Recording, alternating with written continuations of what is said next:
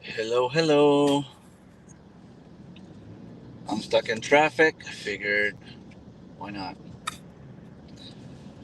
So I might not be able to see the comments too much, but I'm hoping you guys can keep me company for a little while.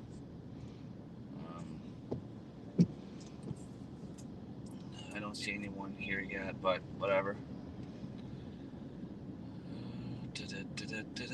So I literally just got out of Quebec, and I'm already in a traffic jam.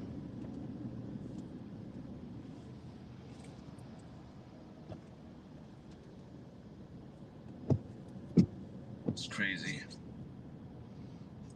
The road back home. It was such a wonderful time. I'm glad to go back home because I miss my kids. I miss my girlfriend. But I'm happy that I was able to see a second family. You know, I'm coming home with a bunch of presents, with a bunch of plants, a bunch of fruit trees that are going to help my food forest. But I'm also coming home with a bunch of wonderful, beautiful memories. Hey, Thomas, thank you for stopping by. It sucks that I didn't get to see you, but hopefully next time, maybe even at some point, I'll be able to just go for a fishing trip. Who knows? You're about 12 hours, 11 hours away from me, which kind of make things a little bit hard for me to just go a whole day. But, sometimes um, I could always find friends. Maybe they'd be interested in coming with me on a fishing trip. Who knows? Um, it's not impossible to do. It's just that we need to find a place to stay. If I leave at 7 a.m. my time, I'm arriving at your place 6 p.m. your time.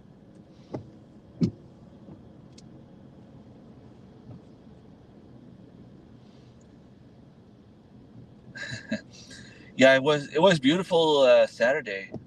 Sunday wasn't as nice, but at least when we arrived at Hickory Craw Farm, because we got to spend time with Chris and Steph, Len and David from Bucket List Homestead were also there. It didn't rain while we were there, so we managed to see a few things, spend some time with them as well. There was Darren and Brigitte from Thorhaven Farm, Mike and Angie from Me and New Acres, Patrick and Karin from Patrick Cost, Annie and her daughter Emilia from Back to Basics Homestead, Maryland Little Homestead by the Beach, Dave Knight, Tracy from Tehan 141 Homestead, also across the borders, to come spend some time with us. Uh, Hoping I don't forget anyone. I know when we got there, Janie and Ron from Denby View Range um, did an amazing job. Mike and Angie, Me and You Acres, um, you know, they're such good people. Angie is, a very, very good friend, very good human being. Well, everyone there are. I'm just, I'm gonna miss them. You know, it's uh, it's a year until I see them back. Poor Hank, we unloaded the canoes even with his bug spray on, his eyes swelled short. Shut poor guy. Oh no, that sucks. I've been trying to grow goji berries for a little while now, and there was, I, for some reason, I plant them inside. They do well. They grow. They get bigger and better. I get them accustomed to the outdoor elements. I plant them, and suddenly they just die. And I went to a place like a huge garden center called Floralie Jouvence, They're selling them. We're selling them there. I paid. I thought it was a little bit more expensive than what I paid, and I might actually have to double check the receipts because it says $14 on them, and I bought two. But it cost me more than what it should have cost me. It's a it's a wonderful, beautiful little berry, like orange, like berry, not like an orange the fruit, but like the color orange. For people watching, thank you so much. Don't forget the thumbs up. I bought them asking for a few advice. I asked them, I told them what was going on. What do I need to do to be able to get them to survive? Because they're always dying on me. And it told me that the trick was to make sure they had a good rooting system. So if I take them from a little pot and put them outside, they don't have a good rooting system, and they're trying to compete with all the grass around them, and that is very, very, very hard on them. So they told me to make sure that the roots were big, strong, maybe even wait like mid-fall to transplant them. That way they will have time to establish. They will come out of dormancy ready to fight for their space. Or simply make sure that the roots are huge, big, loose soil around them, no competition. So I'm pretty confident I can make them survive. I'm bringing them home. I also bought a daylily. I love daylilies. They're not only beautiful, my girlfriend loves them as well, but they're edible. And I purchased, in French it's called argousier. Um, I don't know if it's actually a sea berry or a sea buckthorn berry, something along those lines. But the only problem is I only have a female tree, and I guess I need to find a male. They had none. I was going to buy two of them, but since I need to buy a male, I'll wait. I'll try to find some in my area, although it's not very common, and I don't know if people know what they are. Only one people watching. Of course, everyone that should be watching are actually either in bed or still recovering from the weekend. But it's okay. I don't mind being alone, talking to myself, even if I don't talk. It's watch time. Watch hours. That's what I need right now. Nobody's watching. Come on, guys. No, it's okay. I also purchased kiwi. Those are the same. So you need a male and a female. And they had one that was dual, hybrid, male and female in the same plant. I have to give them a lot of compost. I have to give them well-drained soil, and I'm going to have to do the same thing with my goji berries. And then I purchased a white currant. And what else did I get? Got the white currant from Floralier Jouvence, but then Darren took me to a local nursery, and that's where I purchased the daylily, but I also purchased, what else did I get there? There's a bunch of plants behind me. You probably see a few of them. I don't really want to look behind me right now because could have been a blackberry or But I also found some service berries, and I was able to take some cuttings. In fact, a lot of us took cuttings. They grow wild, and service berries are similar to blueberries, but just on a bush or on a tree instead of just a small shrub. Um, and when I got to the conference, there was this lady selling goji berries, $20 for a huge one. That's probably the one you see behind me.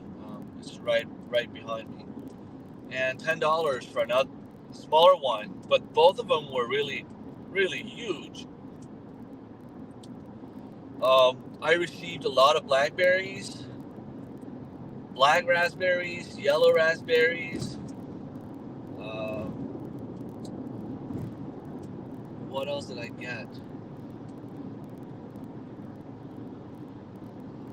I'm trying to think. Mulberries. Man, I'm gonna have so much stuff to plant when I get home. Hopefully, the ones that were dormant will not come out of dormancy yet. Although I have them in my Jeep, so they might be getting there at some point. Yeah, it was fun in general. I mean, the conference was fun. I had a chance to speak with a few of the people that were doing little seminars. Jenny and Ron were running around like crazy. They were really busy. We didn't really have much time to talk to them, but we thanked them, and we had a quick chat. And if you guys are watching, thank you so much for organizing this. It was amazing. I want to say thank you to Mike and Angie for the purple potatoes, for the lasagna, Chris and Steph for the little visit, and the few small plants we got.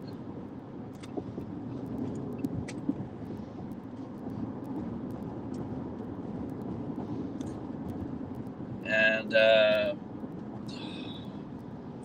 hate traffic. Darren and Brigitte for the wonderful hospitality. Darren is an amazing cook.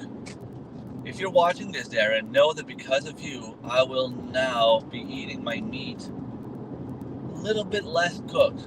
I usually eat my meat cooked, but I don't mind now eating the meat. If the inside is pink. I'm getting there. It's so we ended up having moose steaks from the one I had. Highland cows, which was amazing. Protein. We had a huge breakfast. Thank you so much, Patrick and Karine, for everything you've given me. It was a really beautiful gift, and I will be talking to Karine because I want her to teach me how to make dandelion wine, which was amazing.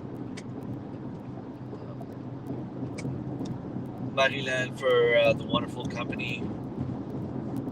We traveled together from Darren to the conference, and I'm glad she did, because not only I was not alone, but she's a smart person, and it's fun to have different point of views on different things.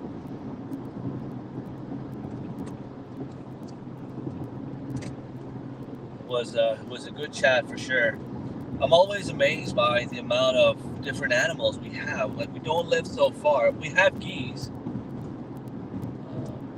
but we don't have that many in my area.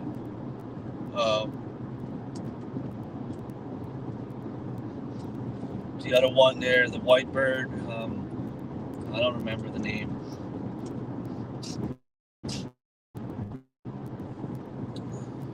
Is it like white geese and Canadian geese, or anyway? Saw a lot of deer, like a lot of them, groundhogs. I saw A lot of wild turkeys. That's amazing. I mean, I wish we had those back home. Wild turkeys are wonderful, amazing animals. It's like a grouse or like a huge bird, but living like a deer, basically. The male will do his thing to try to seduce the female, and they live. We see them in the fields. They live in the woods, but we often see them in the fields. Um,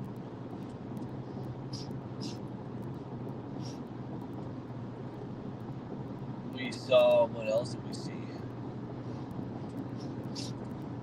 Wild elderberries. I got some no, just some regular elderberries. A few cuttings, a few actual rooted trees.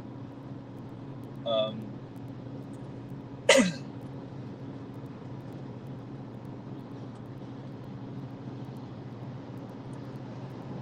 yeah, got to see Kendra as well. She wasn't there for the whole day, but we got to have a chat with her, which was nice. It was nice to see you for a second. And yeah, well, things happen. Life is life. Family comes first. And, sometimes things don't go the way we plan. I couldn't stay, but wanted to pop in and say hi. That was fun. I'm glad you did. I got to meet John Faulkner. We've been following each other on YouTube for maybe a year now. Man, that guy is tall. I was surprised by how tall he was. Amazing human being. We had a little chat there. All the people I'm naming here, you can head over to their channel. If I get home in one piece, hopefully I will put their links in the description below. So if you're watching this on a replay, you should find all their information in the description below. I will also put a few pictures, a few videos. Construction's on the road. I have to slow down. I will also, I'm trying to make a video. I'm just hoping that whatever I film with my GoPro had a good sound, because yes, it has a good sound quality, but it also has a tendency of catching a lot of the noise around. And I did a few interviews inside, and those interviews were, in a very loud environment. Yeah, he is tall, but he's a very smart guy. We talked about maybe doing a collab at some point.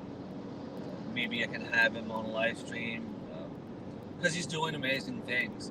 Darren was lucky enough to go see him on his farm or homestead. I don't know if he's considered a homestead or a farm, but I'm sure he learned a lot. He's living off the farm, so he's got to be doing something amazing, right? What else? Well, we spent some amazing time with the friends at the cabin. What happens at the cabin stays at the cabin. Annie's daughter was there, Amelia. From what I understand, she had an amazing time. Now, I don't know, she was playing Star Wars lightsabers with Dave Knight, and I just don't know who had most fun between Dave and Amelia. Let's just say that she was having fun, but so was he.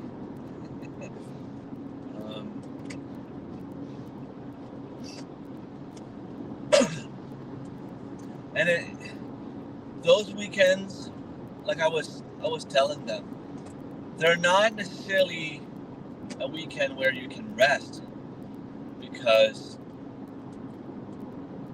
I was, um, you don't really rest.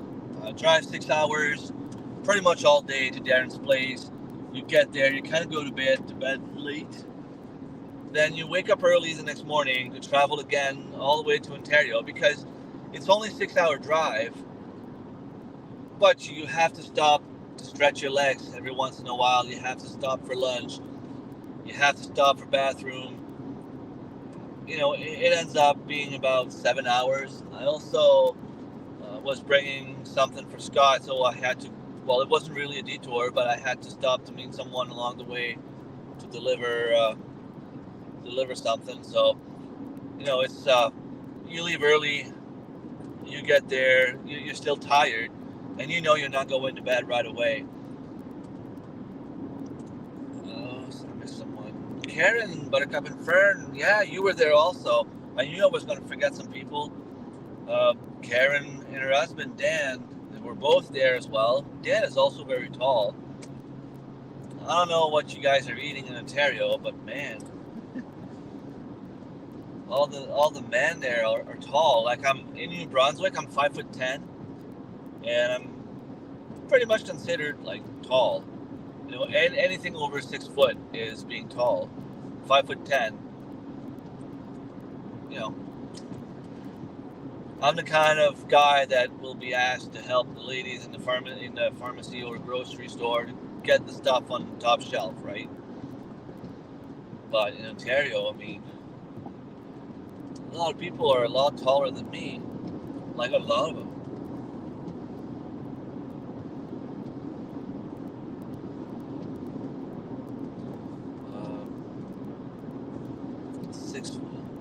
6'4".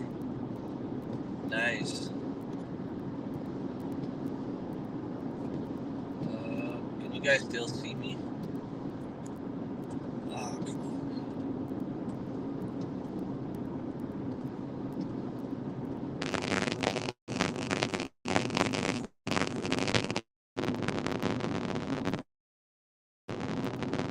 Okay, so you couldn't see me when I was trying to see something. So there are talks about maybe having something else at the end of May. Although I don't think it will be possible for me. And it's not only a financial issue, it's because my animals are coming, the garden is starting, the kids have their originals. There's a lot of things going on at that time, but let's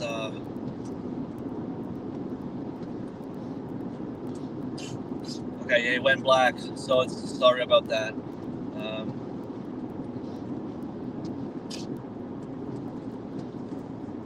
Yeah, like even the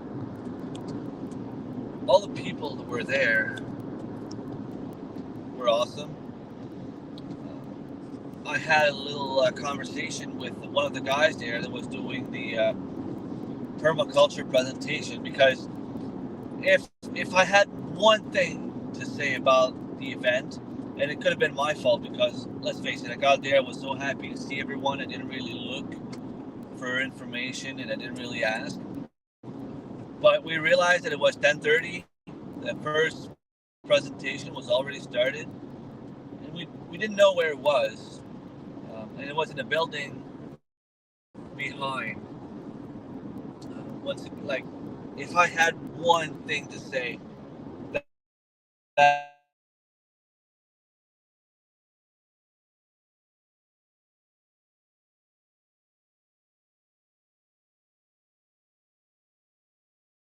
they're so happy to meet a bunch of new people. Why did it cut black again? Am I losing reception? No, should be fine. So yeah, why is it going down? But I missed the start.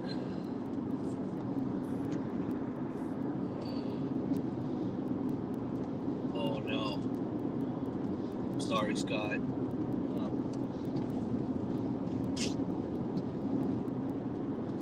Since I missed the start of his presentation, I went to have a little chat with him, and we had a little financial talk and a little permaculture talk. I will be doing some videos on that. I've seen a lot of people do it, and even if it's been done multiple million times, I know there are some people that don't necessarily watch other homesteaders or gardeners. Some people just follow me because it's me and they want to support me. I'm talking in terms of family members and people in my community that might be watching my videos at some point.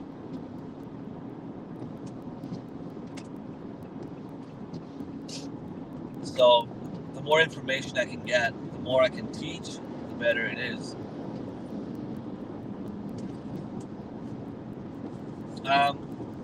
Kendra, yes and no.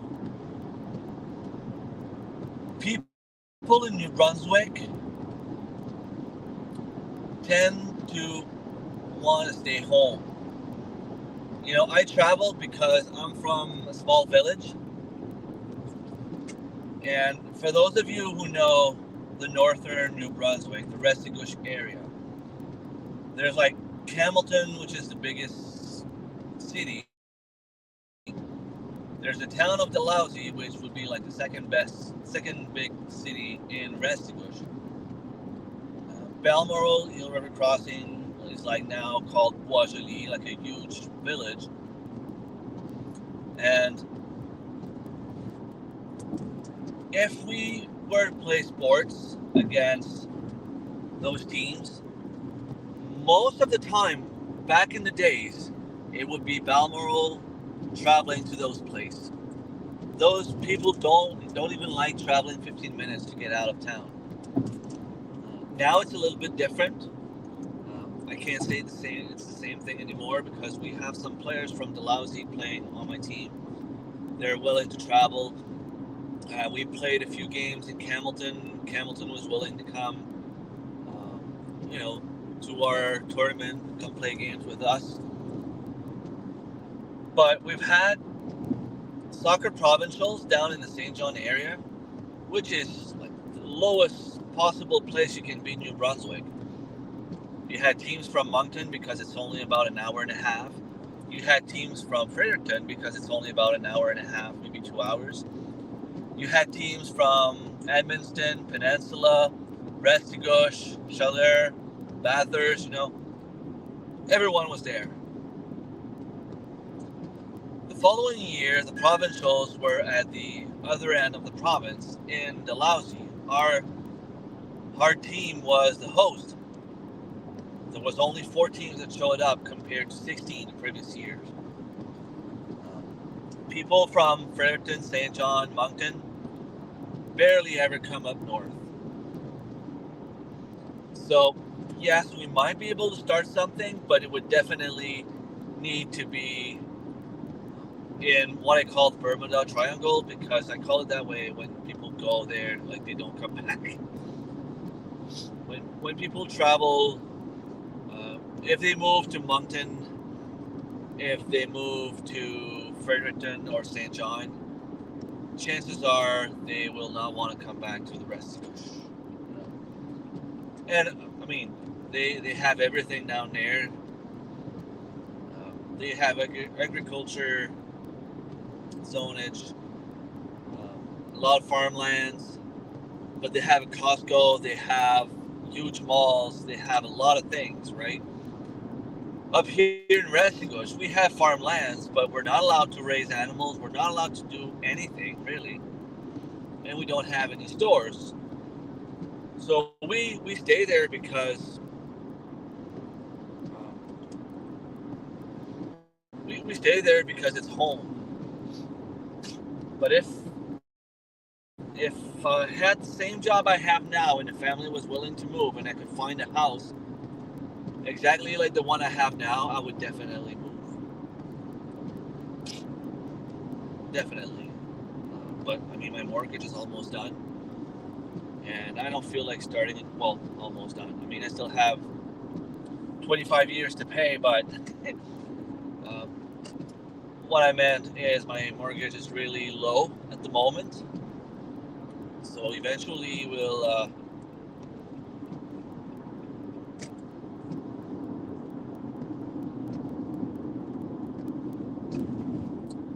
Why do cars stay in the fast lane and go lower than speed limit? Eventually, when the kids move on, if the inflation can stop a little bit and the salaries can catch up, I might be able to pay my mortgage faster. Because the payment is not that big. It's just that life is really expensive right now. Yeah, it's a lot of driving. In Ontario, it's a little bit closer together. You guys have a lot of like Mennonites, family, Amish. It's something we don't have in New Brunswick. You know, in New Brunswick, it's pretty straightforward. You have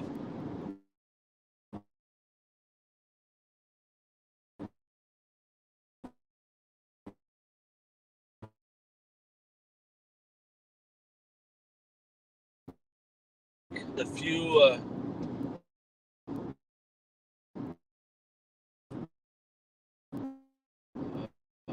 a few of them. But if you stay out of religion, I mean, you either work in an office or you work in public. Not a lot of people do a living working on a farm, except Jack and Lindsay. That right now they're doing amazing down there. If you haven't seen their videos, they do a lot of shorts because they don't have time to post long videos. But the ones they do are simply amazing. Wren's Homestead, WREN apostrophe S Homestead. Jack and Lindsay are amazing people as well.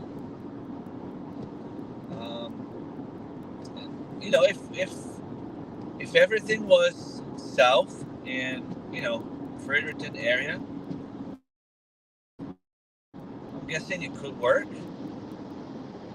Probably something could be done. Even if there's a lot of things happening up north, those people will not come. But they started doing a little, for the Bonami Festival in Dalhousie, livestock auction. But I wish it was more. I wish it was more because I'm pretty sure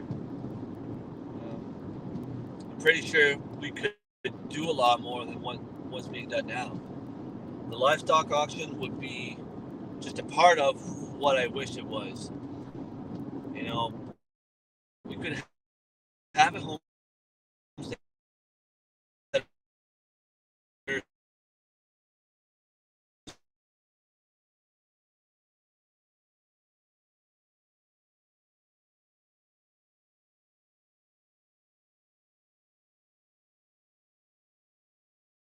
rate. Don't know what part you missed. For some reason, the internet cut. But if we did something in my area, I know I could go and talk about the gardening part or how to save money. I know Jessica Gauvin could be talking about mushrooms. Julie Wild could be talking about other wild edible plants. I know I have a few homesteaders in my area, like Kristen, that I've had as a guest on a few of my live streams. Justin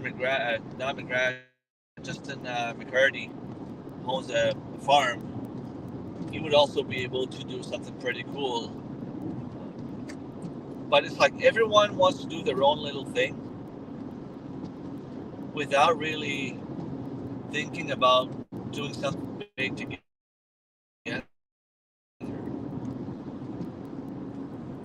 And I know there's a lot of people that would be interested in that kind of stuff. If someone like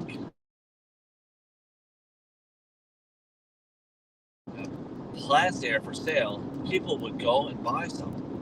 People are out and looking for that kind of stuff.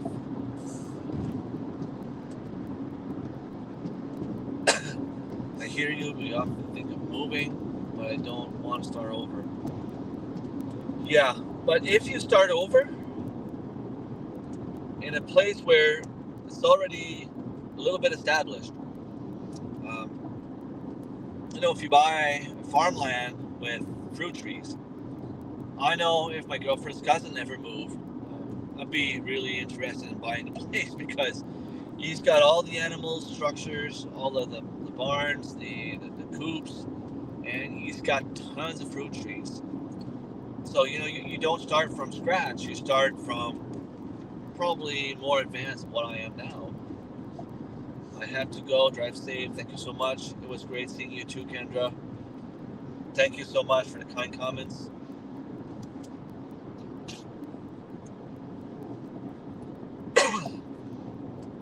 So I've been on for 35 minutes and then don't really feel tired or bored, which is kind of cool. I will get home, spend time with the family. I have a bunch of plants to put in the ground. I'm probably gonna have to feed the animals. And I also want to do some air grafting of a lot of the fruit trees I have home.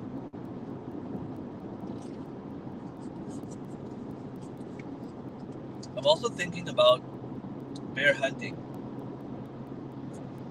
Now, I want to go somewhere where I could stay in the Jeep until the very last minute. But I don't know if that's doable because you have to get out of the vehicle to shoot. And if you do so, you might scare away the bear. And you don't want to spook the bear. It's not a good thing for your security, and it's not a good thing for hunting the animal either.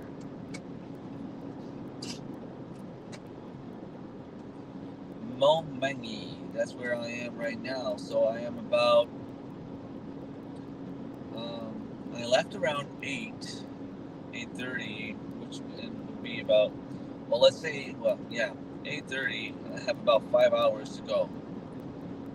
So I'll be home around 1:30, 2:30 New Brunswick time.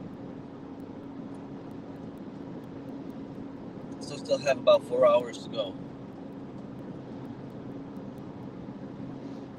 But I'll stay on as long as I can, even if I'm alone. I see one people watching. I didn't really promote the live stream either. I didn't really talk about it. I didn't really say to anyone that I was going live. I'm just hoping people catch on.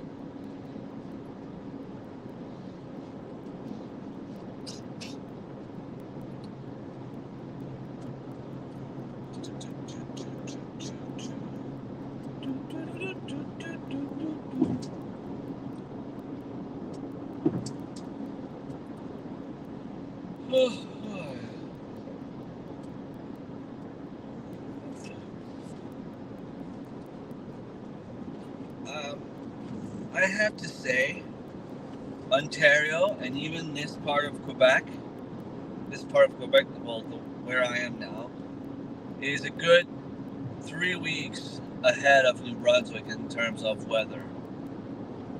Darren is pretty much the same climate I am. But where we were in Ontario, like everything is a good 3 weeks ahead, easily. The apple trees were in flowers already. The elderberries were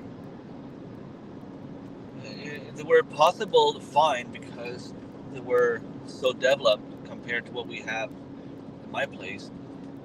Service berries, or I call them Saskatoon berries, were all in flowers all over the place.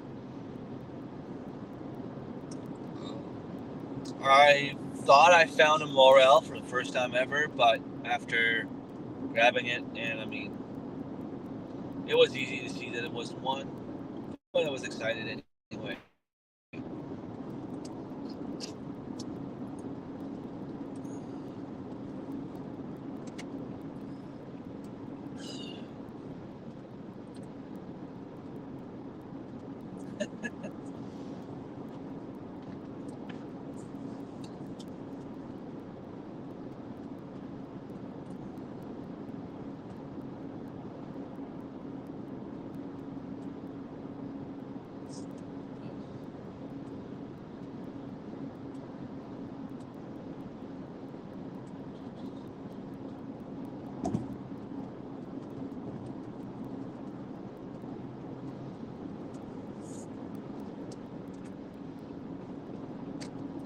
Two people watching. Don't be shy. Come say hi. If you have any questions about the conference, don't hesitate, because I'm still on my way back home from the conference. I have a bunch of things. I even found some pretty cool seeds. But you know what? My addiction is getting better. I'm only down to 1 pack a day for the whole weekend. And, I didn't open a single pack today. I didn't buy one today. So it's actually 0.75 packs per day. I said that to some people and they thought it was funny. Oh yeah, my seed addiction is getting better. I'm down to 1 pack a day. I bought some blueberry seeds just because I want to be able to try to germinate them. And, well, I'm pretty sure I have them here.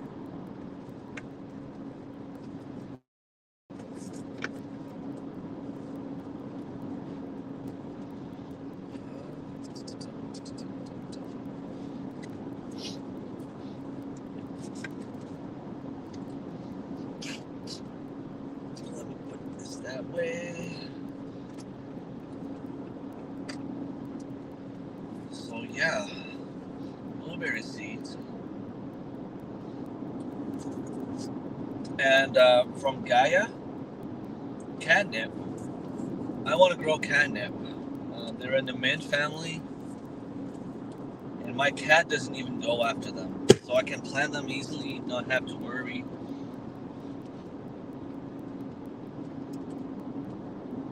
Although the neighbors' cats might go after them. We'll have to see about that, but if I can plant a few of them.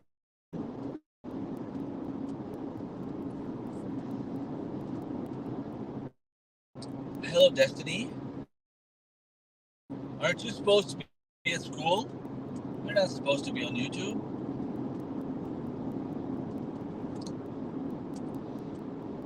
Although it's 10:20 there, you might be on your break, or you simply didn't go to school, or you had no school.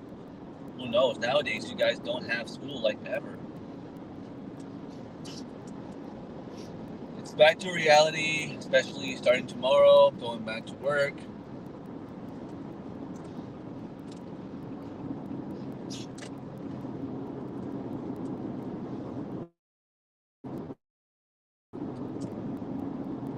Well, yeah, I was talking about that earlier. Not what I meant. You drive a lot, you get physically tired, but it clears the mind. I will be tired when I get home, but in a different way. It really feels good to change the routine a little bit.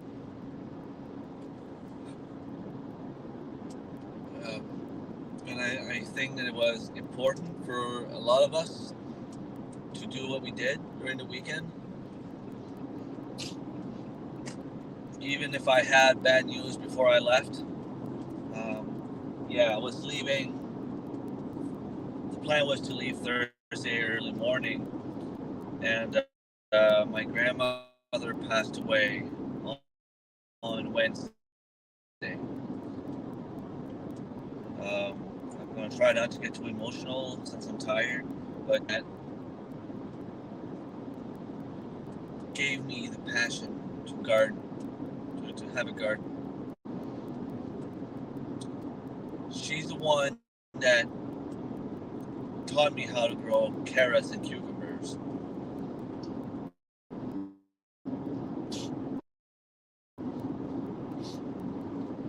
She's the one that, I still remember I was 5, 6 years old, going at my grandmother's place, and I wanted to get some fresh carrots from the garden.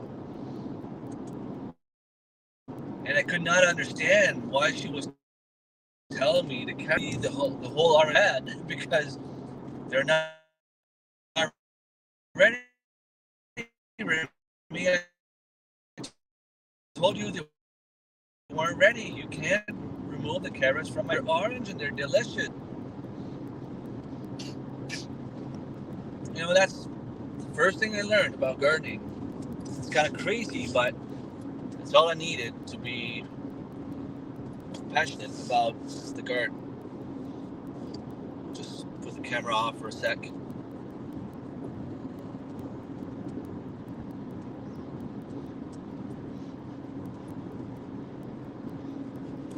And yeah, I will always remember. She wasn't only my mother's mom. She was like the second mom to me, because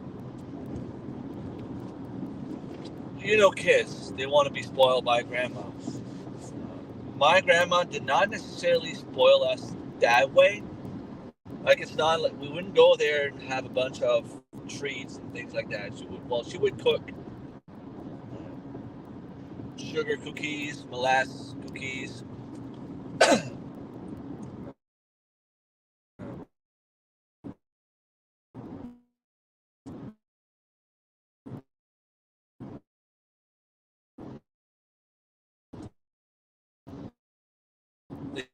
Things like that. Everyone.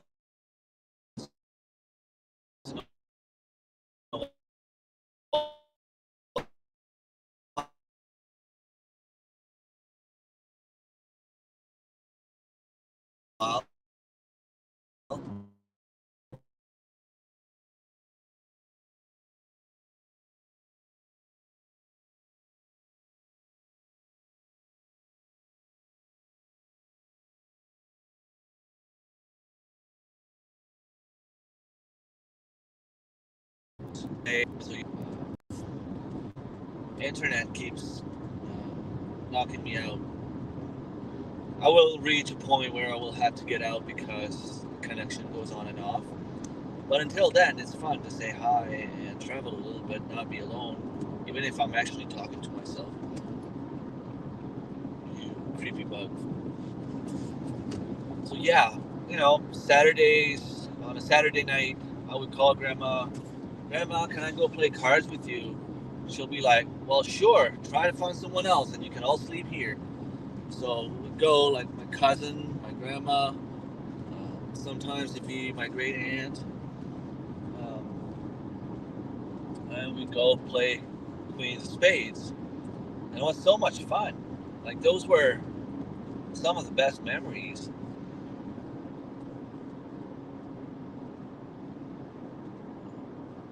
My grandfather passed away in September last year, 2023. And the two of them together were the cutest couple. They are the reason I believe in love, true love, because they were over 80 years old, and my grandpa would never leave the house without giving a goodbye kiss to my grandma. They were still holding hands. They would still, even with my grandma suffering from memory loss, she wouldn't even know who he was. And my mother told me a story about how my grandma once said to my mom, she's like, look at that old man there. Like, he's so mean all the time. He's angry at the nurses all the time. I don't know who he is, but I think he's always drunk. My mother was like, no, Mom, like, talking to my grandma, she's like, no, he's not drunk. He's just getting old. And she'd be like, oh, well, you know what? I don't like him. He's too mean. And 5 minutes later, she would get up without really knowing why. She would just go right at him, hold his hand, and start walking around the building with him. She was drawn to him without even knowing who he was. If that's not true love, I don't know what is. We have the family we have. I have the values I have because of them. Because on my mother's side of the family, everybody was really close.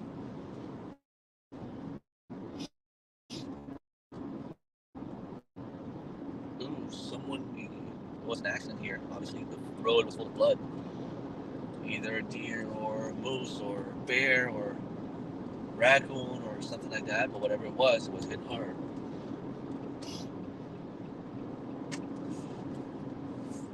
Every Christmas, we would spend Christmas together. All the uncles, cousins, aunts, my grandparents. Santa Claus would come. Yeah, we were that lucky. Santa Claus knew who we were. And as people started getting older, I mean, obviously the cousins started getting married. They had girlfriends, wives, husbands, boyfriends, and it was getting harder to have everyone available on the same dates because, one year might have to be the party on my girlfriend's side of the family. The following year might have to be on my side.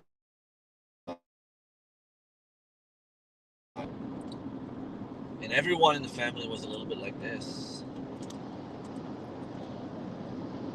Hey, I've seen that truck yesterday from Ontario.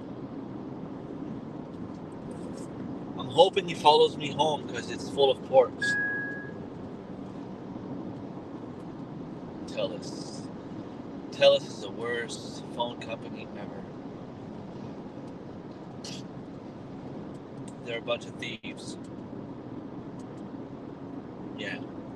They put fine prints in the contracts that nobody sees. And then they'll be like, oh, you were like 5 days late on a payment. We are allowed to shut you out. And you owe us $1,000 for the phone. And it has to be paid right away because we're sending your name to the credit agency or whatever it is, whatever it's called. Yeah, I had to borrow money to pay them. It wasn't for my phone, no, it was for my girlfriend's phone back in the days. And I mean, she was always in advance on her payment. She would always pay before the bill was even due. But this one time she got, I think it was pretty much around the same time, she had her first baby, and a few weeks later she got sick. She was at the hospital, and they didn't want to hear anything about it. They're like, no, it's in the fine prints. If you are late on the payments, we're allowed to disconnect you, and you owe us the phone. It's a break of contract. So we ended up having to pay to try to save my girlfriend's credit. So before you buy a new phone somewhere, beware of those little fine prints, rules.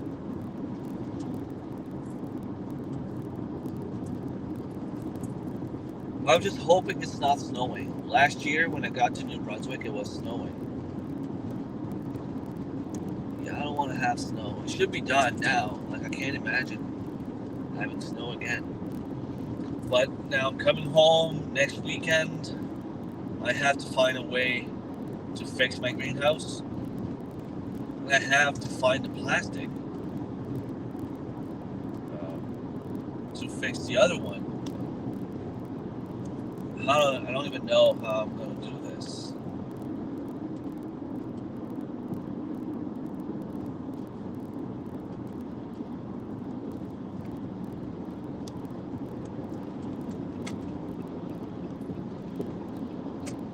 There's only one person watching. Where's everyone? Everyone is still sleeping. It's 9:30 Quebec time. It's 10:30 New Brunswick time. Where's everyone? Oh well, I guess it's my fault because I don't make good videos enough for people to stay on and watch. I will try to fix that though. I need to start making daily videos, but like have the one huge incredible video like weekly or at least bi-weekly. Have one that will really be like awesome, because I don't have the money to pay someone to do all the editing for me. I'm not rich. If I was, it'd be a lot easier. I have a lot of subs. Subs are going higher and higher every day, basically. I'm always like 100 new subscribers on a monthly basis,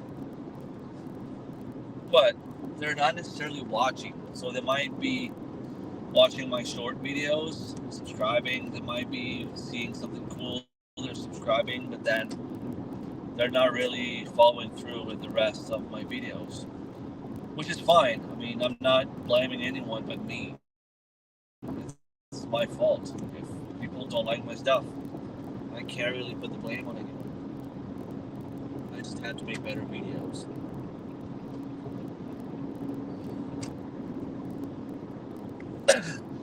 I'm thinking about maybe doing some farm tours.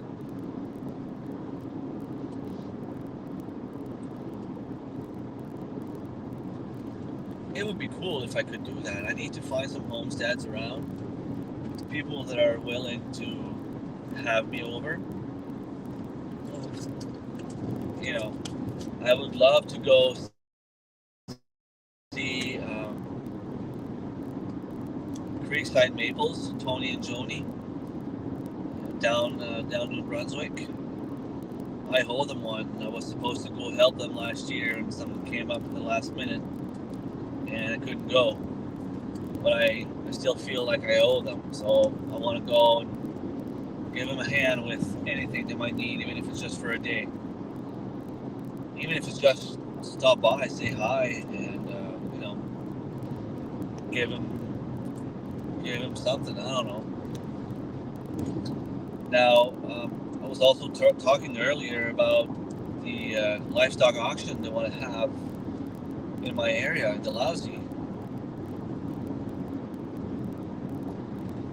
And I'm thinking that maybe I should contact them and try to have something bigger. Try to get more people, like more.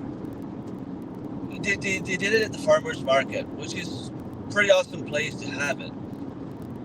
But you're just going to get people that always go to the farmers market. You don't necessarily get new people. Well, okay. To be fair, I don't go there all the time. I go like maybe once every 2 or 3 months. Like I'll go maybe 5 times a year, 4 times a year. And last year I wanted to go to the animal auction, livestock auction. I wanted to get some either new hens or meat rabbits. And it starts at around 8 a.m. and I got there at 10 a.m. and everything was gone. So if I could have some little bunnies, I could bring some there.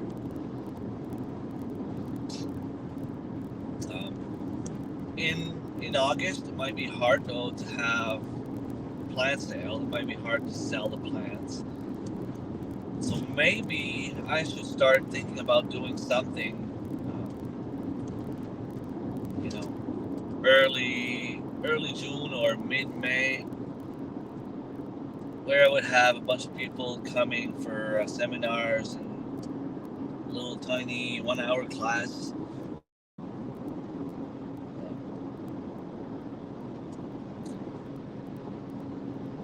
Or I could always contact the Fall Fair or the Village. The Village are doing something mid-August.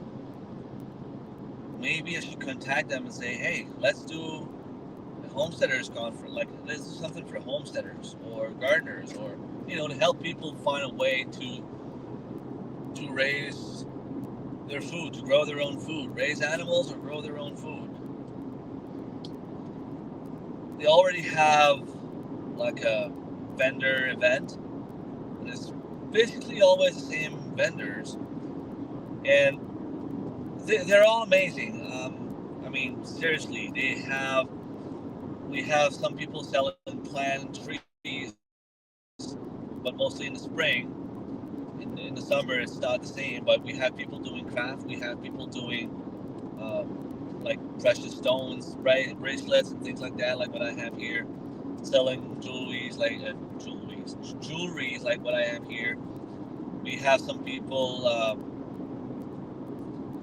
doing like manual sculptures, or anything they were carving, or cooking, jellies, jams,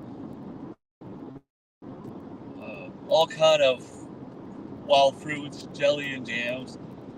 Uh,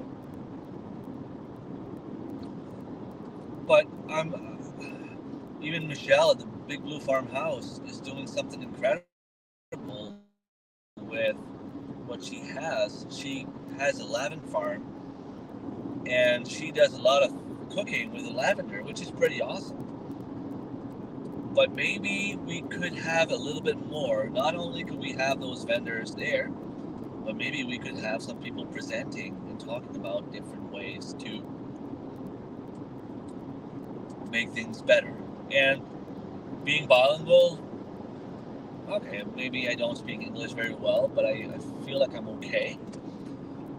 I don't mind doing a presentation on permaculture in French and one in English. I don't mind talking about ways to save money on food in English and in French. And it's the kind of thing that you don't really realize, but when you start thinking about what they're saying, it makes so much sense that you're like, why didn't I think about that before? You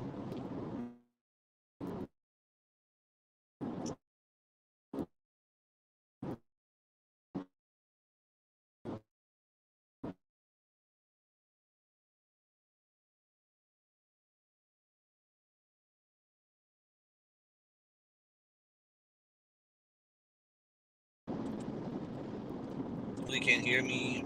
That's the black screen. I just have to slow down a little bit. There's a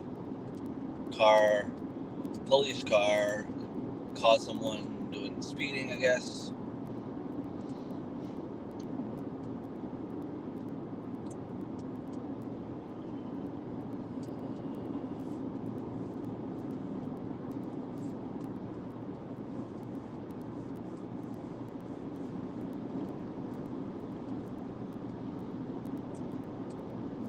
But yeah, when you start thinking about it, like you plant an apple tree, people will plant an apple tree and leave it there and mow the lawn around it and hope for the best. I mean, chances are the apples are going to be awesome. They're going to be delicious. They're going to work. It's going to work fine. But you will still have to mow the lawn around it. Now, the permaculture way of doing this is, yes, you can plant the apple tree, but you have to keep in mind that there will be stuff growing around it. So why don't you decide what grows around your apple tree instead of letting nature decide? You can plant chives. Chives will take over. You can plant rhubarb. Rhubarb will stop the grass from growing because of the big, huge leaves. And it will not affect your apple tree. They were even saying that you could plant raspberries around it, but now raspberries you have to be careful because they have thorns and they can scratch your legs. If you go for apples at the end of September, October, you don't want to step in a bee nest because they will sometimes make their nest in the raspberries. But you can plant an apple tree and plant honeyberries around it. And you can plant chives, mint, anything like that would take over faster than the grass, but at the same time, they would all work together to create a better ecological environment for your food forest. And they say that you should not be planting apples, and then your pears at the end, and then they're saying you should mix them up a little bit. Have one apple tree, one plum tree, one pear tree, one cherry tree.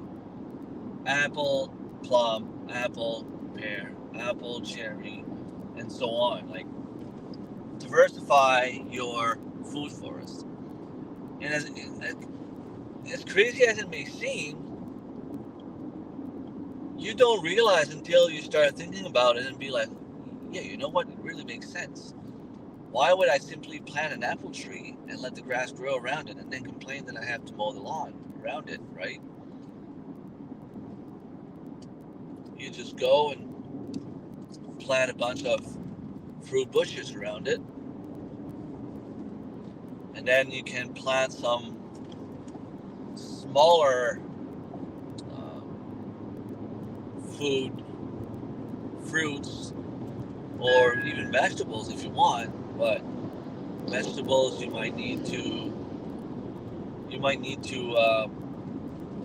amend the soil a little bit more often.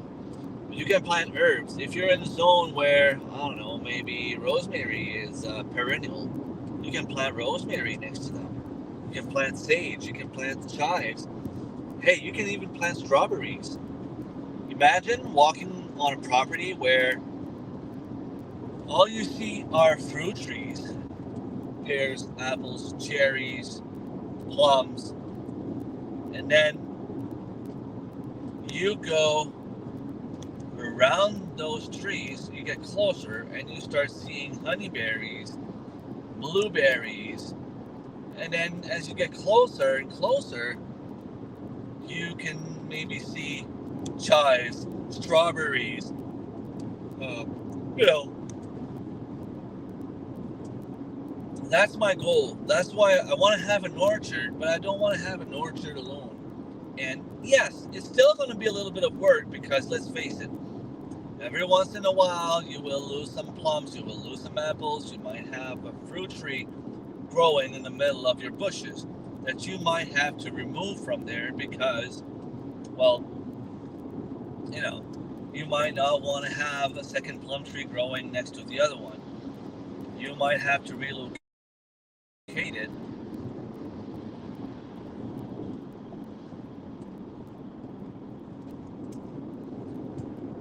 But it's going to happen maybe once or twice a year instead of weekly basis, because if you have to mow the lawn, you have to mow the lawn on a weekly basis. La Pocatière. I am now in La Pocatière.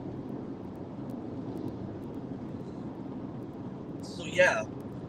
And then what happens when you do all this is you will have more diversified garden.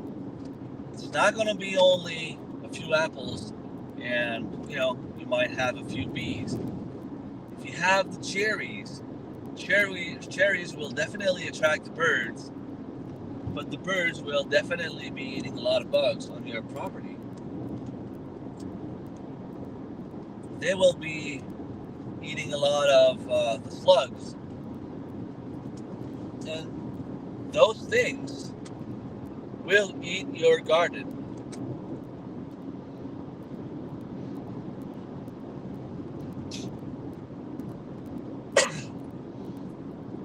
If you have slugs on your property, chances are you have some, and you have a lot more than just one. They will eat your garden. They were eating my onions. They were eating my lettuce. They were eating my spinach. They were eating my strawberries. And then I have the cat that goes after the birds, which I don't want him to do, but he can keep away the mice and all the other rodents. But it's just a matter of having everything working together. This is what permaculture is. You could have some nut trees, and below the nut trees you could have smaller fruit trees.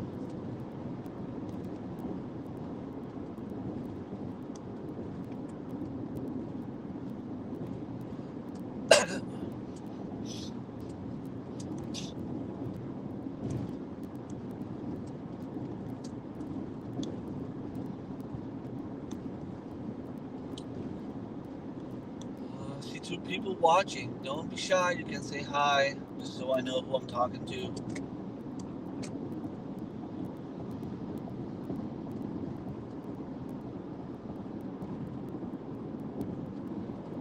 I am probably 2 hours away from the borders, New Brunswick borders now. Once I reach once I reach the borders, I'm in Edmundston, and I'm about 2 hours away from home. So I might have one more meal before I get home. Gas wise, it wasn't that bad.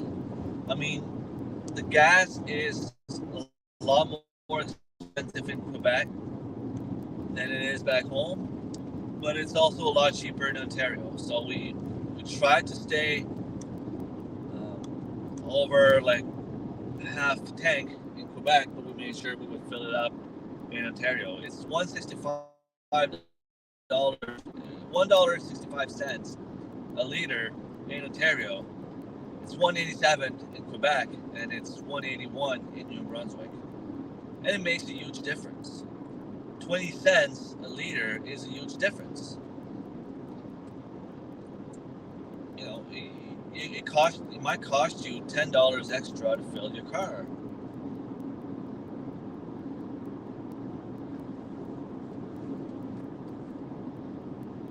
But I think it wasn't that bad, because I filled up my Jeep.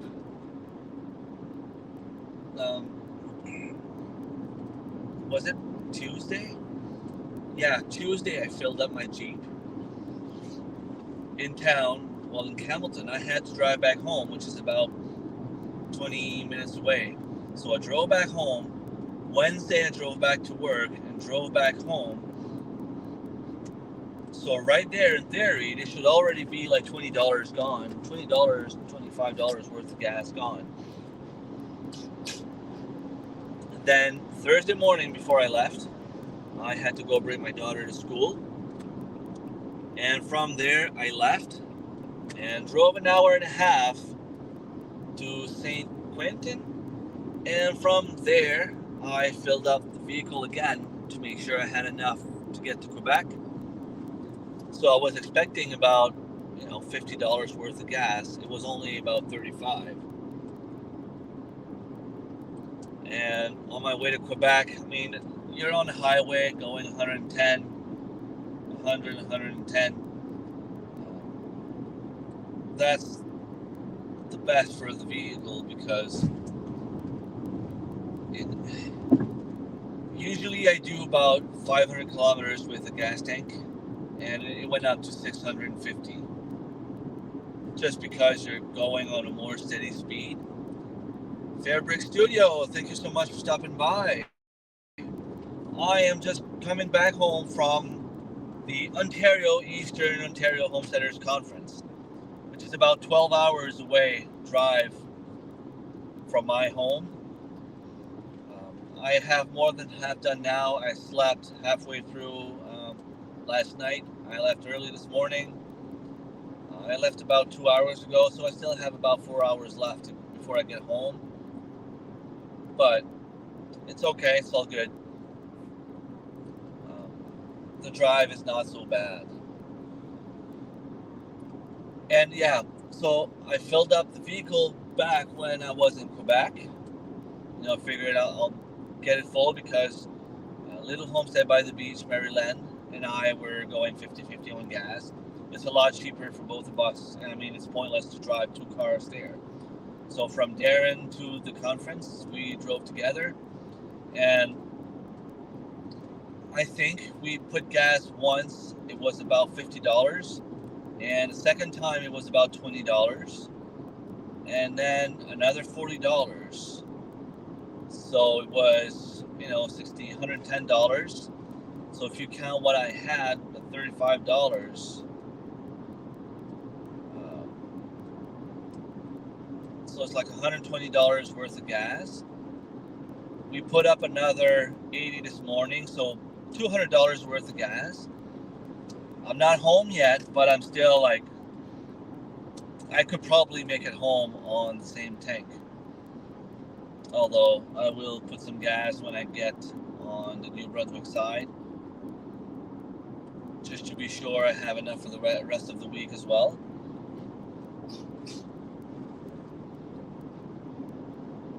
Um, but yeah, I will still end up traveling about, well, at least 2,500 kilometers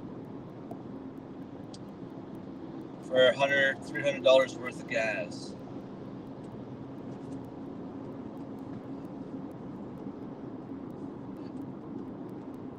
My Jeep currently sits at 9.7 liters every 100 kilometers, which is not so bad, but that's the average since I've had it. And driving around is always a little bit higher because I'm usually way lower than, I'm averaging about 7.5 on the highway, maybe 8.5, depending how the traffic goes. If the traffic can stay steady and I don't have to accelerate, slow down, I'm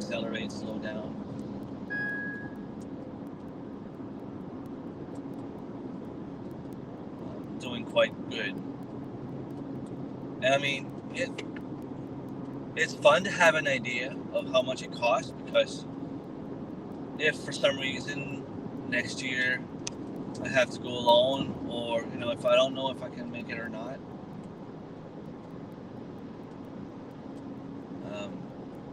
I know what kind of budget I need to have.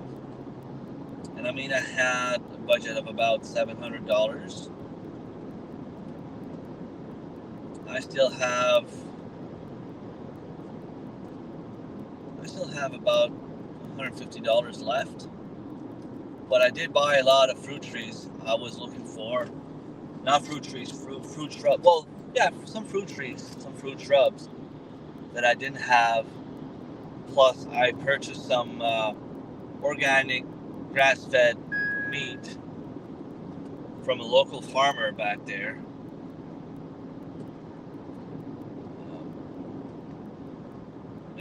I ended up having about 20 pounds of meat for about $50. So I did awesome. Of course, I bought some and got some for free as a gift. But, it's all good. It's all good. I'm not coming home empty-handed. That's the main point. I was trying to find a little souvenir for the kids, but it's like, what do I get them? I don't want to get them plants because they don't care. I don't really want to buy them something they will never use. Last year, I was able to find gemstones and precious rocks. Angie had a bunch of them at home that she was giving me. So the kids were kind of happy with all that. Now this year, I got none of that. I'm sure they'll just be happy to see me, and they'll be happy to see that I have a bunch of fruit trees in the back, because they still enjoy eating fruits. At some point, I saw some keychains from Ontario that I was thinking about maybe getting them. They weren't too expensive, but they don't have keys. They will lose it before they actually have keys. I mean, they still have sometimes between $25 and $100 in their wallets, and they lose their wallet. I'm not going to give them a key of the house. They're still too young.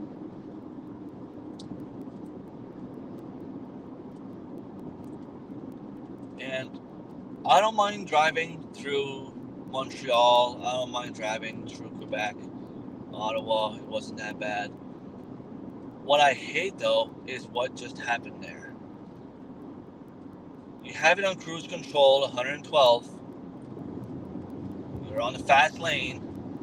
And as soon as you go to pass a car, he cuts you up and goes 102. Like he's almost the same speed as the vehicle in front of him. I don't know if I could actually flip the camera. I don't think I can. Can I? No, I don't think I can. But anyway, yeah. So when you have to stop the cruise control because the car cuts you up, that's what I hate. If you want to pass a car, guess what? You have to go faster than the car you're trying to pass. Otherwise, it's pointless. Don't try to go by a car by going slower than he is because it won't work. But yeah, it's not road rage. Marilyn says I have road rage. Well, actually, she said that I was driving like an American, and then Mike, he's an American, was laughing at me. And I looked at him and said, Mike, you're an American. You can't laugh at me. He's like, oh no, I'm not driving that way anymore. Even Tracy says I'm driving like an American. So I don't know. I guess I'll take it as a compliment. No, I just like going from point A to point B. I don't drive. I used to drive fast, but not anymore. I was pulled over by cops often, well, too often, when I was younger. Since I've had kids, I mean, I tend to drive slower, a lot slower. I put the cruise control on. You know, you're on the highway 110 speed limit. You can go 120. It's not bad. I mean, everybody does it. I try to go like 9 and 10 above speed limit. Usually that's where it's fine. Well, I try not to go more than 9 kilometers per hour over speed limit, I should say. And that's when I pass a car. If I go to speed limit, you know, you can go. It's on a highway. The speed limit is 100. You're on a nice straight road. Cars are going 80. Well, I'm sorry, but if I am to pass you, I might end up going 105, 110. But I'm not going to go 75 trying to pass the car that's going 80. It's just common sense, but some people don't have that common sense. One other thing I don't like doing when you have Montreal, they have those three.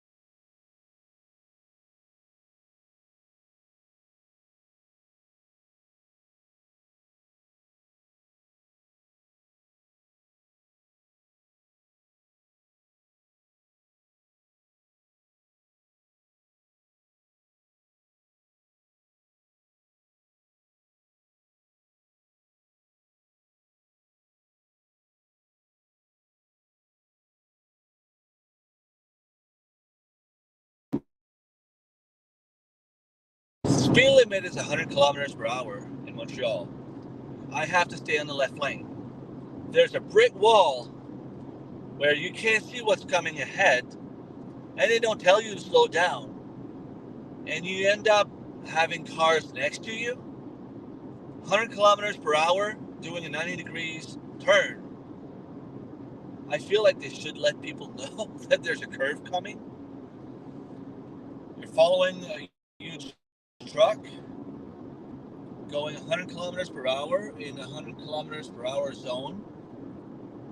There's a brick wall to the left, a few cars on the right, and it's like, okay, I have to stay in my lane. But it's kind of hard. It's kind of hard.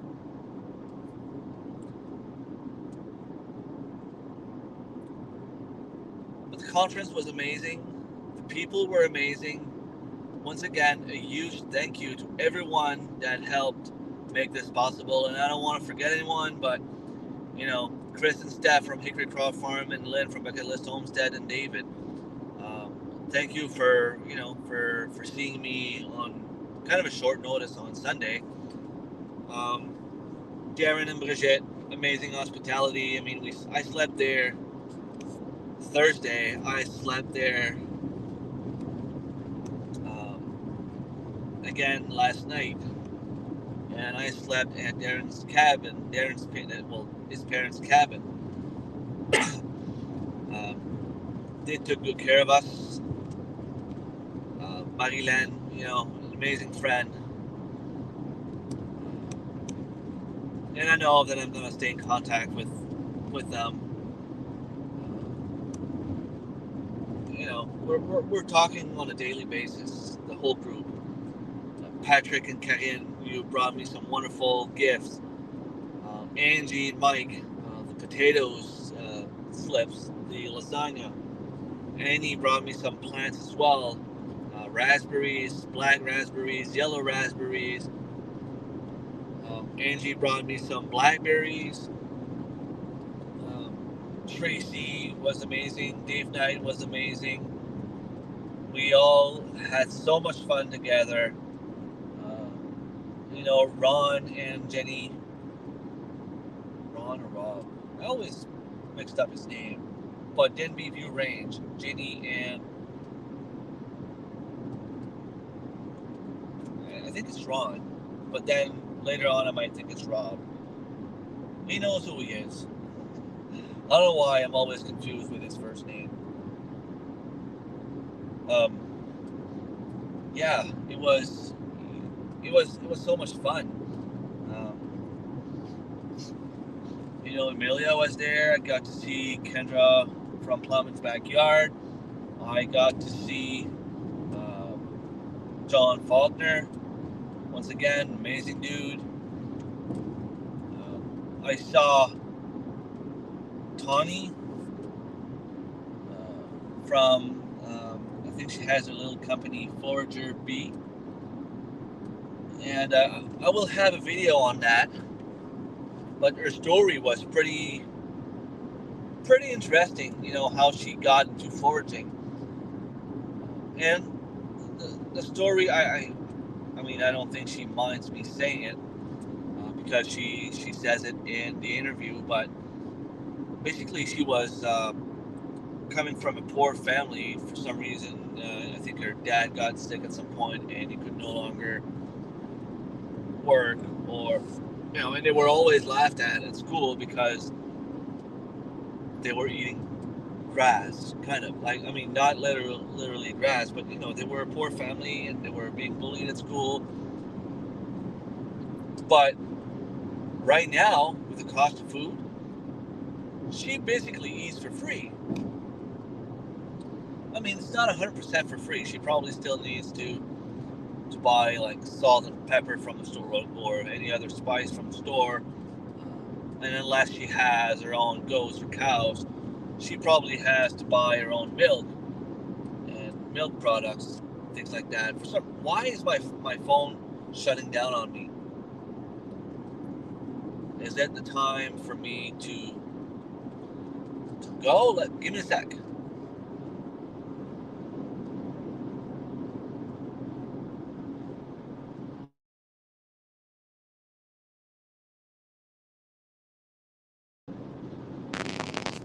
I don't know if it was in reception.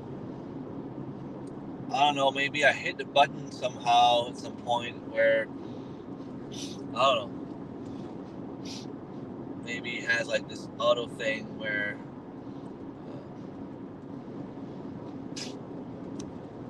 it's shutting down on its own.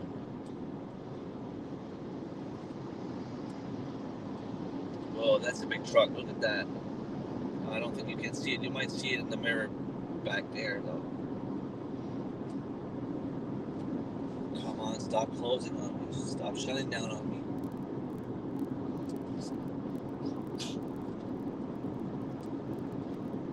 What's wrong with the phone? It's supposed to stay on.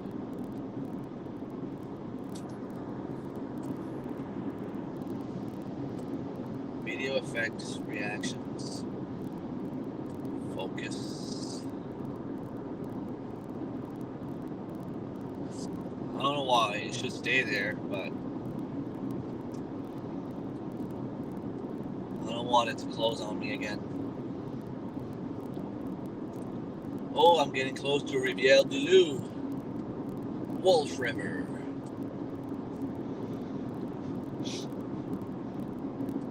You know, I've been looking for sumac for so long in my area. Couldn't find any, and then I drive on the highway here, and there's sumac growing everywhere, like literally everywhere. You have fields of sumac. There are fields of service berries. There were a lot of cherry trees as well, like a lot of farmers back there. I also want to go visit. I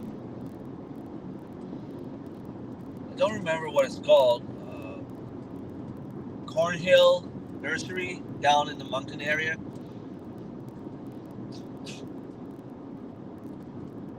Oh, I think I have to get out. Just give me a sec.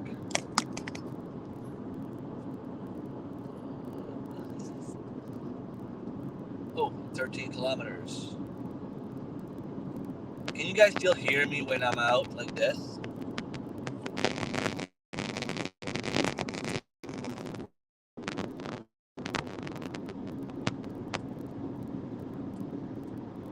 You guys can hear me when the screen gets black, right?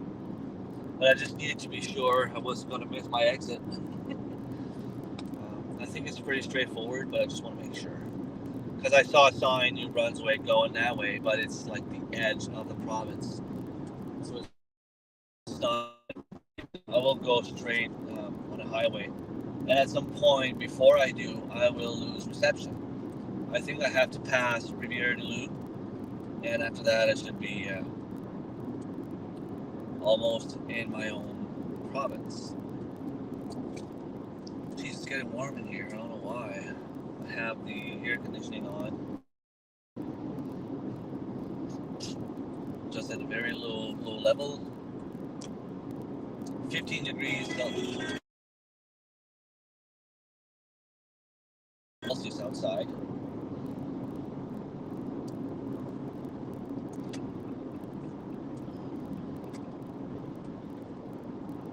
I just don't know why my cell phone keeps shutting down on me. It's supposed to stay on. I mean, I don't want to have to press time. I want to see where I'm at. Although, okay, 110 kilometers from New Brunswick, so I will eventually take. What's that? What happened?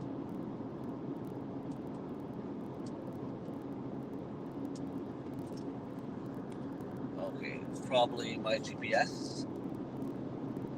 Yeah, telling me in 9.4 kilometers. 9.4 kilometers, I have to take the exit on the right. That was a little weird ding that you heard.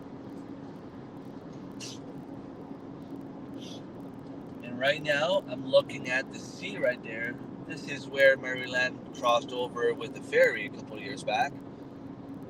And if I look at the mountains, I'm guessing she's probably somewhere out there.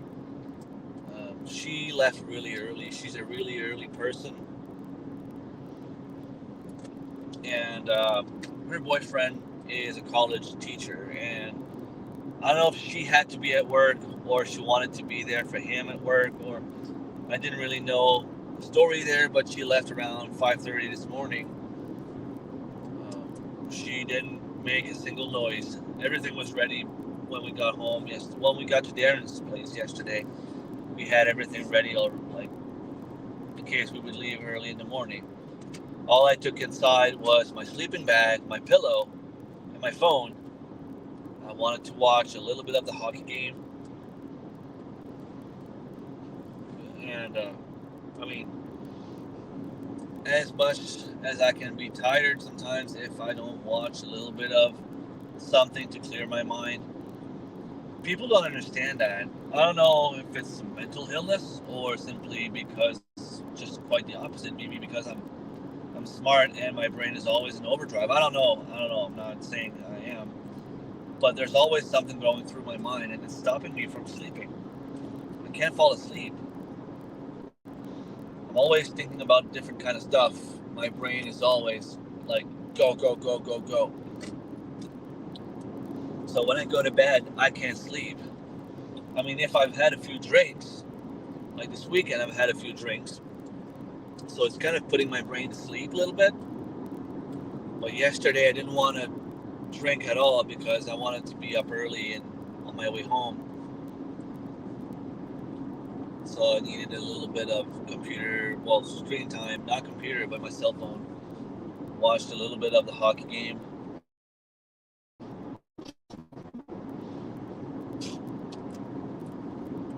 Three people watching. Come say hi. Don't. I am about 100 kilometers away from New Brunswick, which means about maybe 55 minutes. I have to take. Let me check to make sure I don't miss it.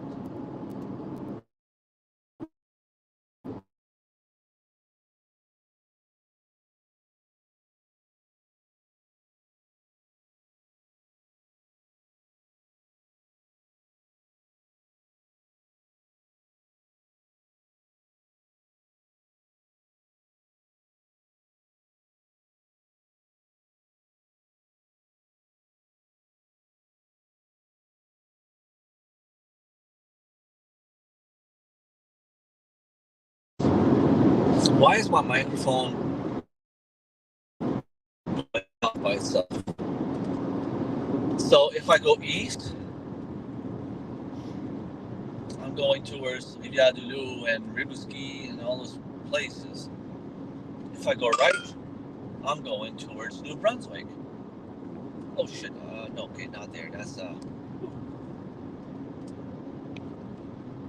where I have to go.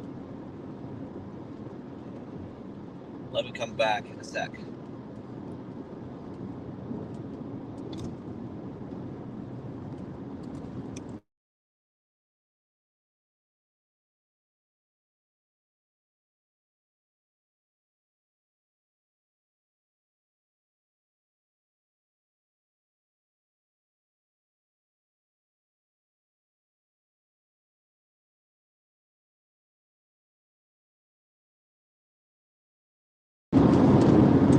So if I lose connection, I will leave the stream and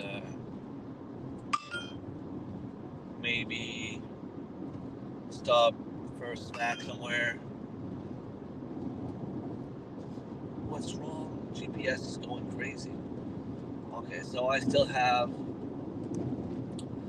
the microphone will stop in a few seconds again because that seemed to be an issue with the browser.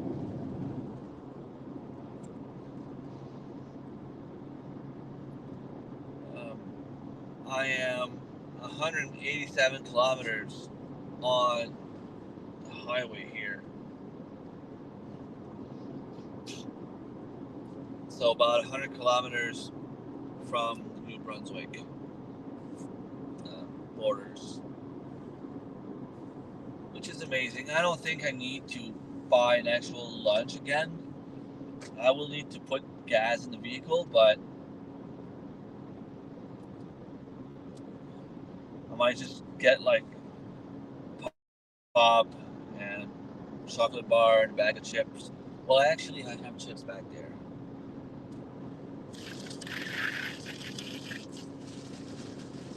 So I did pretty good, I think.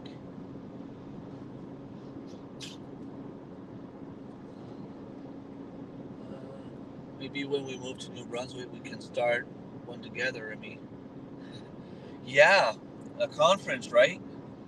I think we could try, but I don't think it would have a big impact like the one in Ontario, because the one in Ontario, there's a lot of people living all together, like near each other. You have the Mennonite family, the Amish communities, you have just like other regular homesteaders. In New Brunswick, up north, you might maybe get 6, 7 people living off the land. And they're not really living off the land, they're still working, they're just living a lot from the land. There's my friend Christine that lives with their own homestead. There's my buddy Selge that wants to learn how to do it. He's getting there. I'm trying to get there as much as I can. There's my girlfriend's cousin that I could go, and I would love to make a tour of his farm, but he's a little bit anti social media, so he doesn't really want to be on YouTube. And I mean, I can't force him. That's his right. There's another one, McCurdy Farm, that I want to go for a visit as well. I'm just hoping that the invitation is still on, and when I reach him, maybe he'll say yes.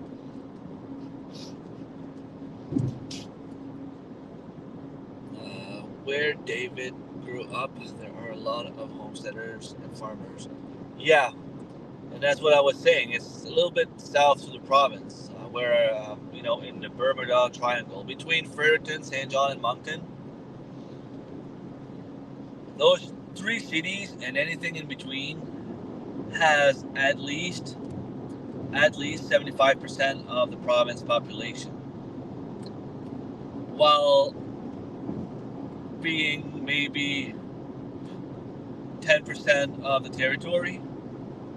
So all the population is concentrated down there. I think there's like 800,000 people in New Brunswick. St. John has about 100,000. Fredericton has about 75,000. And Moncton now is getting around 150,000. Plus all the people around it. Like, I mean, it's the only place where we have people. But I would be willing to do something if there's interest for something like that in New Brunswick. Let me know. Like, we can work something out. There's a lot of people that would be interested in, even if it was just to see the animals,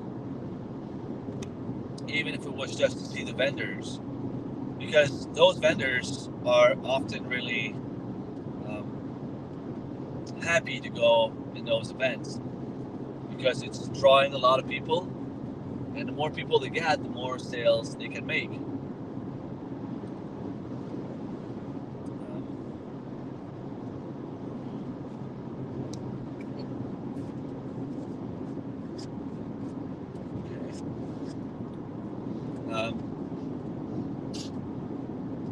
Now it would be a matter of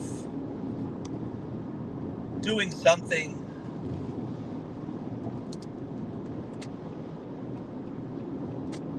mid-May. If we did something mid-May, it could probably work, especially for the plants. A lot of people can sell plants. The nurseries, local nurseries, can come with various amount of plants, and it could probably sell them because the people are there looking to buy stuff, looking to have fun, looking to learn. I think I missed a good time this year. Yeah, well, we always have a good time together. So, and for me, it's not really about the conference. I go there because of the people, because what they teach at the conference is stuff that each and every one of us in the homesteading community already know, or know where to get the information. YouTube is out there. A lot of that information is out there. Now, there's a lot of people that don't have internet, and that's a very good way for them to be reached, to learn. But for me, the reason I drive 1,200 hours is to see everyone. Unfortunately, Thomas could not make it. I didn't see him at all. I was looking forward to see him. Scott had something happening, couldn't make it. But I was able to see pretty much everyone else. Even if it was not at the conference, Lynn, we still got to see you, which was awesome. I'm glad I did. I'm glad I saw you and David. I'm glad I saw Chris and Steph.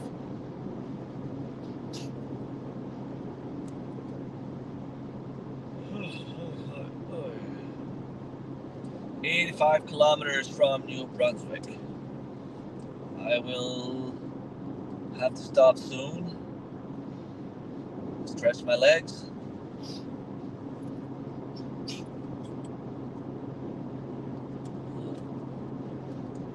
You know, I was thinking about bringing one of the kids this year, but it would have been a long drive for them. So they would have to miss like 3 days of school. If it was just one day, you know, it's something that we can live with, but 3 days is starting to be a lot. I gotta go do some work in my garden. Safe travels, my friend. Thank you so much, Lynn, and good luck with your garden. Well, I say good luck. I know you will succeed. You always do. You always have an amazing harvest with whatever you do. There's a lot of good gardeners in the community, and a lot of people don't even know how to garden, and yet they don't try to learn from us. And I feel like everyone in the group has something different to offer. I mean, Darren knows a lot about the Highland cows. Marilyn knows a lot about the rabbits. Tracy and Patrick know a lot about the off-grid living. You know, Len, you do a lot of preserving, and that's amazing. Mike and Angie are currently building their off-grid, well, not off-grid, but their home by themselves, living in a barn. Well, they were living in a barn. They got the trailer out now. Well, basically, all I can do is find the information I need and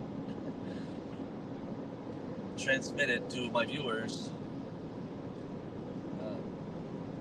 Find solutions to easy problems. You know, find space to grow, find wild plants. I know a little bit how to forage. We just don't have anyone in our group that does a lot of permaculture. Well, we do, but they're not really talking about it. Annie is very skilled in the garden, probably the most skilled of all of us in the actual garden, like how to grow a plant from start to finish, how to get a good harvest, how to have a market style garden. And I mean, we have so many more people in our community. You know, Dave will share a few tricks. He's a little bit more experienced gardener. We also have like Jack and Lindsay are trying to do a little bit of permaculture down there as well. I'm struggling with my ear. It's like it's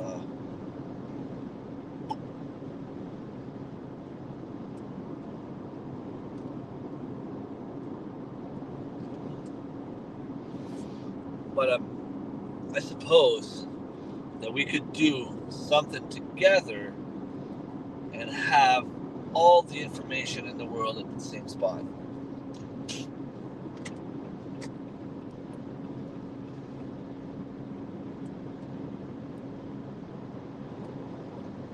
And that's something we really need to start working on.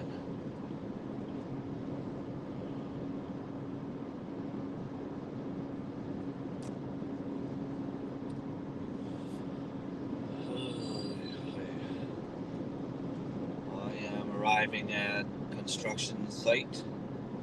I will have to slow down, and I will eventually start losing connection. If I can make it to 2 hours, then I will probably stop. I have the AC on, but it's still very warm. It's hot in here. I find it strange because my girlfriend's not here. Usually when she's here, it's really hotter. Because I keep telling her she's hot. And I think it, like, I mean, she is. And she's so used to me saying it that now she's like, oh yeah. I say it's really hot. She says it's really hot in here, and I'll be like, yeah, that's because you're here. And she's like, I knew you were going to say that. Well, yeah, of course I'm going to say it. I mean, da, da, da,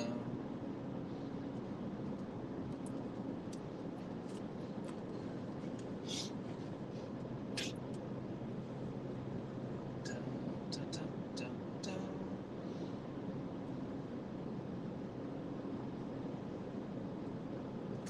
So I have to go on the right side,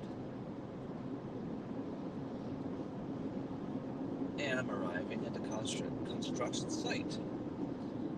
Well, you know what? I'm going to end up in a crappy road. Might as well say goodbye now. There's only one person watching, and I don't really know who it is. So, have a good day. Have a good week. I might jump on a little bit later. I'll try to see what I can do, but from here on now, it's really not a good connection. I don't really have a good cell phone reception. So, yeah.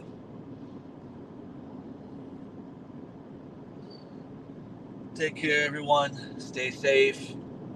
Have a wonderful gardening season. Hopefully, we will have some interesting stuff coming up. And yeah, can't wait to see all my friends again. It, it passes by too fast. I mean, I'm happy to go back home, but I wish I could see my friends more often. I wish everyone was closer. It's really hard to just see all the people only once a year. Hey, Dave, I was actually about to jump off. I'm arriving in a construction site and in a territory where the cell phone reception is really bad. So, yeah, it was nice seeing you again, Dave.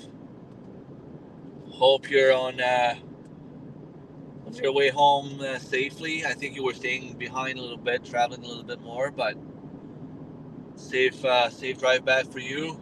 And we'll see you again next year, and we'll keep in touch. All right, take care, everyone. Bye.